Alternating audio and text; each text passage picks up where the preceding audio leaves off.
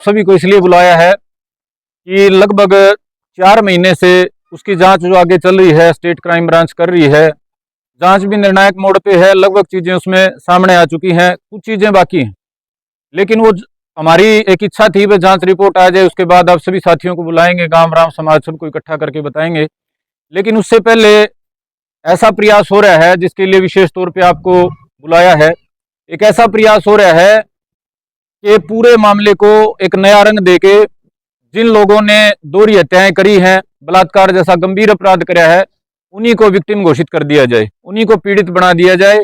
और पूरे सभ्य समाज में इस तरह का प्रयास किसी भी तरह से समाज के लिए हितकारी नहीं है। इसलिए आज आपको यहाँ बुला के कुछ बातें आपके सामने हम सारे गांव के हमारे मौजूद आदमी रखना चाहते हैं। हरियाणा चैनल देखना सिर्फ दर्शक करना शौक मुर्गी राणा फिलहाल इस टाइम मौजूद है बुटाना गांव में। तो आज यहाँ पर जो चौपाल है, यहाँ पर जो गांव के लोग वह बुटाना गांव की जो कमेटी है वो इकट्ठी हुई है। आपको बता दें जो बुटाना गांव में चाहे कृष्णा जी की बात करें, जयवीर जी की बात करें, जो डबल मर्डर था उसको लेकर जो यहाँ पर जो कमेटी है वो इकट्ठी हुई है। और आप सभी को पता है वो यहाँ पर बुटाना गाँव में बहुत लंबा धरना भी चला था उनको लेकर, और आज कमेटी इकट्ठी हुई और उसमें फैसले लिए गए आगे क्या कार्रवाई उसके बारे में साथ बने रहे। तब तक के लिए से हैं आप सभी का गांव बुटाना में स्वागत है और आप सभी का बहुत बहुत धन्यवाद, आभार है। हमारे गांव में जो दोहरी हत्या का मामला था उसमें आपने सबने बड़ी अच्छी कवरेज करी और हमारा जो संघर्ष था उसको मुकाम तक पहुंचाया। आज आप सभी को इसलिए बुलाया है कि लगभग 4 महीने से उसकी जांच जो आगे चल रही है, स्टेट क्राइम ब्रांच कर रही है। जांच भी निर्णायक मोड़ पे है, लगभग चीज़ें उसमें सामने आ चुकी हैं, कुछ चीज़ें बाकी हैं। लेकिन हमारी एक इच्छा थी वह जांच रिपोर्ट आ जाए, उसके बाद आप सभी साथियों को बुलाएंगे, गांव राम समाज सबको इकट्ठा करके बताएंगे। लेकिन उससे पहले ऐसा प्रयास हो रहा है जिसके लिए विशेष तौर पे आपको बुलाया है। एक ऐसा प्रयास हो रहा है कि पूरे मामले को एक नया रंग देके जिन लोगों ने दोहरी हत्याएं करी हैं, बलात्कार जैसा गंभीर अपराध कराया है, उन्हीं को विक्टिम घोषित कर दिया जाए, उन्हीं को पीड़ित बना दिया जाए। और पूरे सभ्य समाज में इस तरह का प्रयास किसी भी तरह से समाज के लिए हितकारी नहीं है। इसलिए आज आपको यहाँ बुला के कुछ बातें आपके सामने हम सारे गांव के हमारे मौजूद आदमी रखना चाहते हैं। आप सभी ने पिछले मेरे ख्याल से 14 जुलाई को हिसार में एक प्रदर्शन हुआ था, दलित एकता के नाम पे, दलित समाज के ऊपर अत्याचारों के विरोध के नाम पे, कि वह सरकार हमारे साथ गलत कर रही है, हमारे को उत्पीड़ित कर रही है, हमारा शोषण कर रही है। तो कोई भी वह समाज अपनी आवाज़ उठाने का सभी को अधिकार है। उन्होंने कराया, कोई बात नहीं, बढ़िया बात है। लेकिन उस प्रदर्शन के दौरान वहाँ जो सभा हुई उसमें हमारी दोहरी हत्या की जो मुख्य आरोपी है अनूप, उसकी माँ, और दोहरी हत्या के केस में जेल से बेल के ऊपर जो जमानत पे है, जमानत के ऊपर जो है माया देवी, उसका भाषण करवाया गया। और उसके भाषण के साथ जो एक वकील है हरियाणा का, तमाम का, दलितों का, हमारे भाईचारे का ठेकेदार बना हुआ है, उसकी तरफ से भी 2-4 बातें कही गई। एक तो बात ये कही गई कि वह जो ये भाई पकड़े गए हैं अनूप और दूसरा जो अंशु है, ये तो बेकसूर हैं, ये तो बकरी चराने वाले हैं, इनको तो आपस की लड़ाई में, आपस में प्रॉपर्टी के विवाद में इनको फंसाया गया है, हत्या करने वाले तो कोई और है। दूसरा, सैकड़ों लोगों की मौजूदगी में कहा गया खुल के कि वह बुटाना गांव ने, आसपास के इनके भाईचारे ने मोटा चंदा इकट्ठा करके आंसी के एसपी को और नारनौंद के डीएसपी को खरीद के ये जांच को भटका दिया है। तीसरा, उसमें कहा गया कि भाई इसको लेके हम, इसको जो ये दोनों हत्यारे हैं, इनको लेके हम पूरे समाज से मदद मांगेंगे। बाकी बातें हमारे चाचा जी, बाकी साथी करेंगे। मैं 2-3 बिंदुओं पे प्रकाश डालना चाहूँगा। पहली बात, जो बार बार ये कहा जा रहा है कि ये तो भाई निर्दोष हैं, बेकसूर हैं। अब तक की जांच के आधार पे जो चीज़ें सामने आई है, जो कोर्ट में सबमिट होगी परसों, जो डीएनए था इसका अनूप का, जो हमारी विक्टिम चाची थी कृष्णा देवी, उनके स्वैब सैंपल लिए गए थे। उनके स्वैब सैंपल के आधार पे मधुबन एफएसएल में जांच करी गई थी और उस जांच की रिपोर्ट अभी आई है, जिसकी वजह से जो क्राइम ब्रांच की जांच लंबा टाइम लेगी। वो एफएसएल मधुबन से जांच की रिपोर्ट आई है डीएनए जांच की, और जो मुख्य अपराधी अनूप है उसका डीएनए सैंपल हमारी चाची के शरीर में जो स्पर्म पाया गया है, जो स्वैब के सैंपल है, उनसे मैच करता है। मैं दोबारा दोहराता हूं, डीएनए सैंपल जो है इसका मुख्य अपराधी अनूप का, वो हमारी चाची जो विक्टिम थी उनके शरीर में पाया गया है।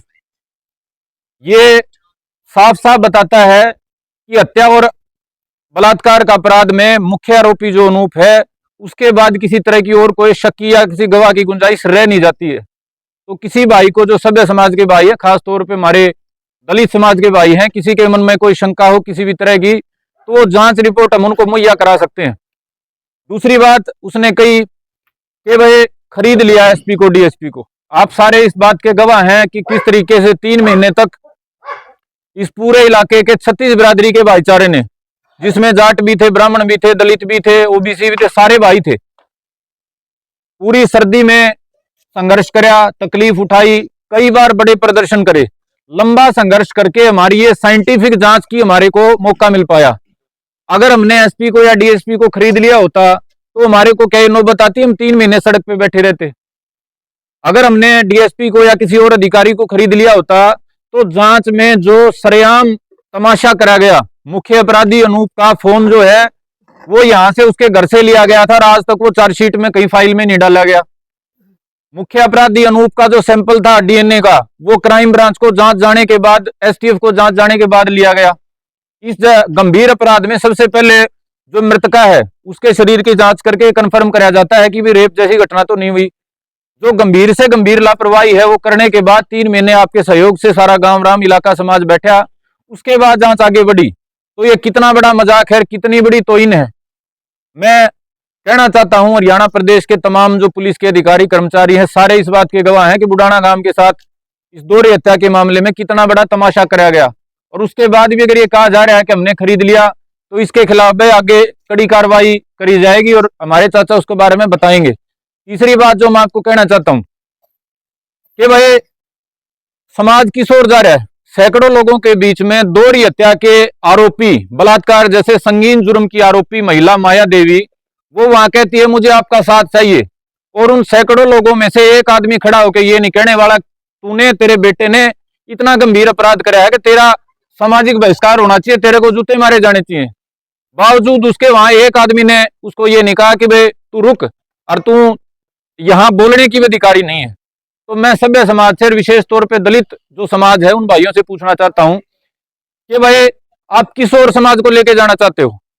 एक और बात बच गई थी, मैं आपके माध्यम से समाज को, पूरे हरियाणा को बताना चाहूंगा कि ये जो तथाकथित ये जो माया देवी है, इसका परिवार है, इसकी तरफ से और उस वकील की तरफ से ह्यूमन राइट्स कमीशन में और SC ST आयोग में दरखास्त लगाई गई थी कि पीड़ित है हमारे को मुआवजा दिया जाए।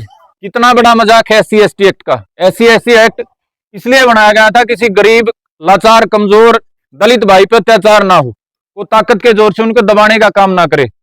2 अपराधी जो कहने को दलित हैं लेकिन उन्होंने हत्या और बलात्कार जैसे गंभीर अपराध को अंजाम दे रखा है, उनकी तरफ से उनके वकील श्रीमान जो आप जानते हैं उसको, और उसके परिवार को विक्टिम बनाकर SC आयोग में अपील लगाई गई है।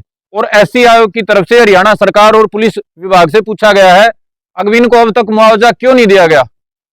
हम ये पूछना चाहते हैं आपके माध्यम से सरकार से भी, सभ्य समाज, ये तमाम दलित जो हितैषी हैं, वह दोहरी हत्या करा के, बलात्कार जैसे अपराध करवा के उनको आगे मुआवजा दे के क्या करवाना चाहते हो भाई।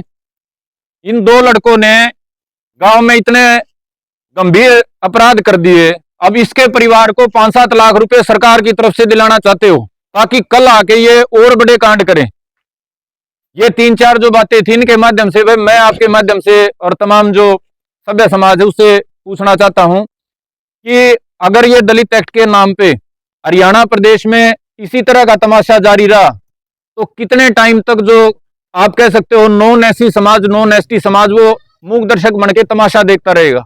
हमने लड़ाई लड़ी, 36 बिरादरी ने लड़ाई लड़ी, लेकिन उस घटना के 4 महीने भी नहीं बीते हैं और आज उस घटना के मुख्य आरोपी, हत्या आरोपी, बलात्कार के आरोपी सरेआम दलितों के मंच पे खड़ा होकर भाषण दे के कहते हैं हमारे को तुम्हारे साथ की जरूरत है, हम तो पीड़ित हैं, हमने तो मार ही नहीं सकते। तो भाई ये आज जो हमारी प्रेस कॉन्फ्रेंस है, इसके माध्यम से ये हमारी पहले तो अपील है तमाम हमारे दलित भाईचारे से, और जो इस 1-2 नकमे आदमी को छोड़ के हरियाणा में और भी दलितों के पैरोकार हैं, जो सामाजिक प्रतिनिधि हैं, उनसे कि इस मामले में तो कम से कम आप इधर उधर बातें भटकाने की बजाय, अब तो मेडिकल रिपोर्ट आ गई है जिसके बाद कोई कुछ बचता नहीं है। गवाही में कोई आदमी झूठ भी बोल सकता है, झूठा गवाह भी तैयार कर सकता है, लेकिन भाई मेडिकल डीएनए मैच हो चुका है लंबे संघर्ष लंबी जांच के बाद, अब कोई गुंजाइश बचती नहीं है।